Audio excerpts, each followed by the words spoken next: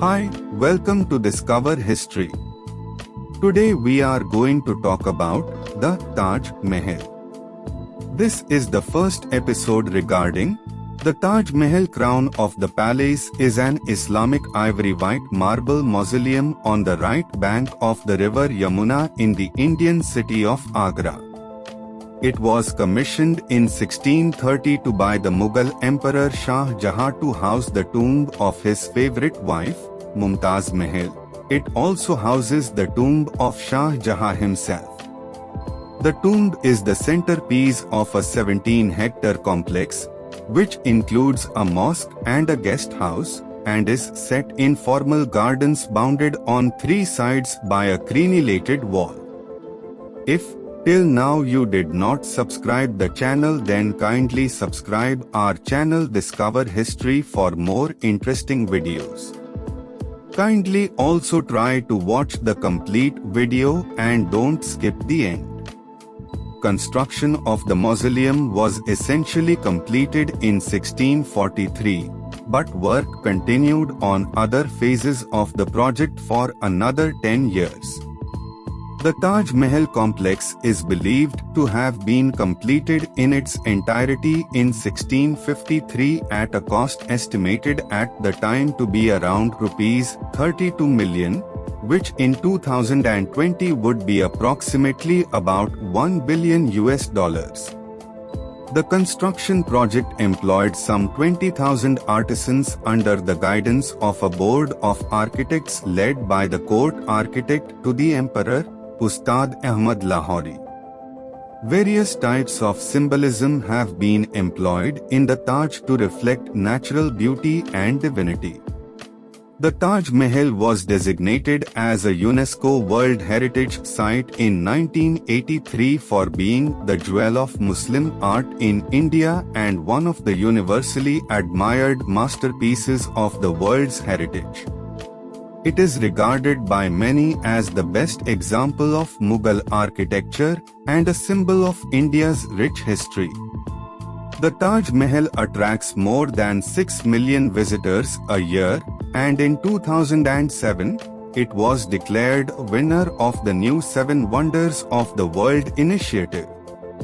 The Taj Mahal was commissioned by Shah Jahan in 1631 to be built in the memory of his wife Mumtaz Mahal, who died on 17th June that year, while giving birth to their 14th child, Gohra Begum.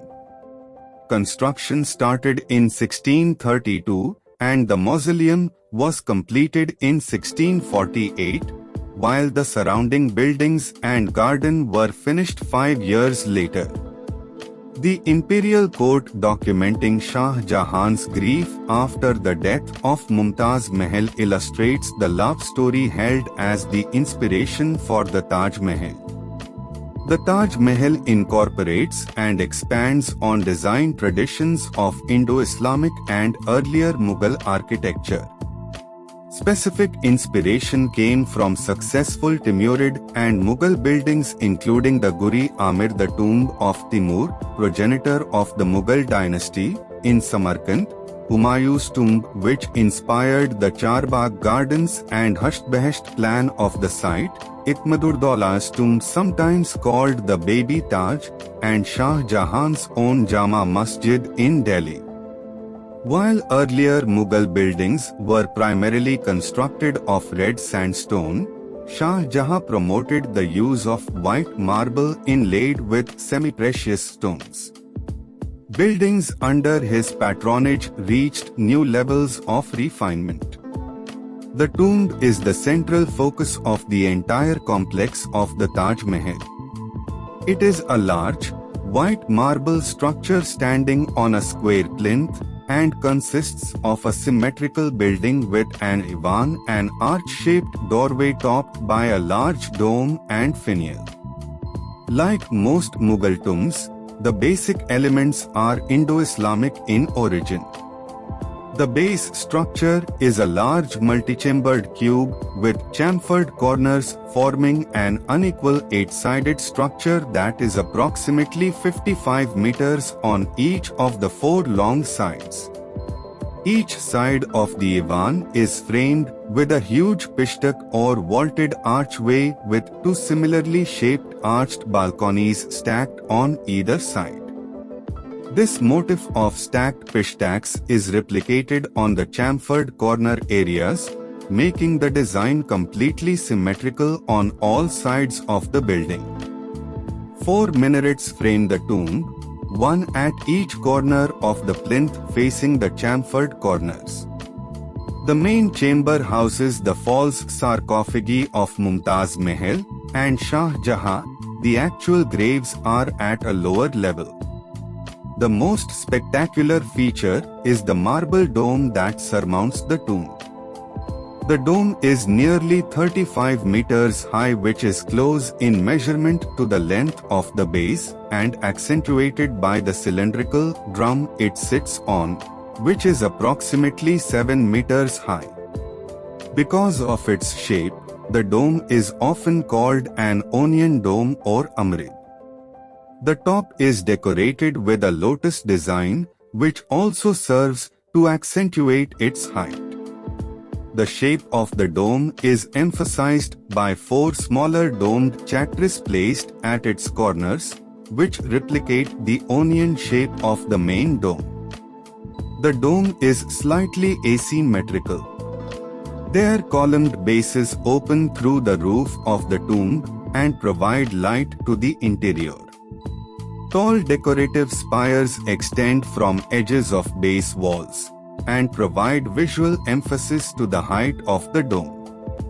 The lotus motif is repeated on both the chattris and guldastas. The dome and chattris are topped by a gilded finial which mixes traditional Persian and Hindustani decorative elements. The main finial was originally made of gold but was replaced by a copy made of gilded bronze in the early 19th century. This feature provides a clear example of integration of traditional Persian and Hindu decorative elements. The finial is topped by a moon, a typical Islamic motif whose horns point heavenward. The minarets, which are each more than 40 meters tall, display the designer's penchant for symmetry. They were designed as working minarets, a traditional element of mosques, used by the muezzin to call the Islamic faithful to prayer. Each minaret is effectively divided into 3 equal parts by 2 working balconies that ring the tower. At the top of the tower is a final balcony surmounted by a chhatri that mirrors the design of those on the tomb. The chattris all share the same decorative elements of a lotus design topped by a gilded finial. The minarets were constructed slightly outside of the plinth so that in the event of collapse, a typical occurrence with many tall constructions of the period, the material from the towers would tend to fall away from the tomb. So, this was the episode 1. If you liked the video, please press the like button and please do feel free to post your comment. Questions are welcome. Kindly also subscribe the channel Discover History so you won't miss the next episode.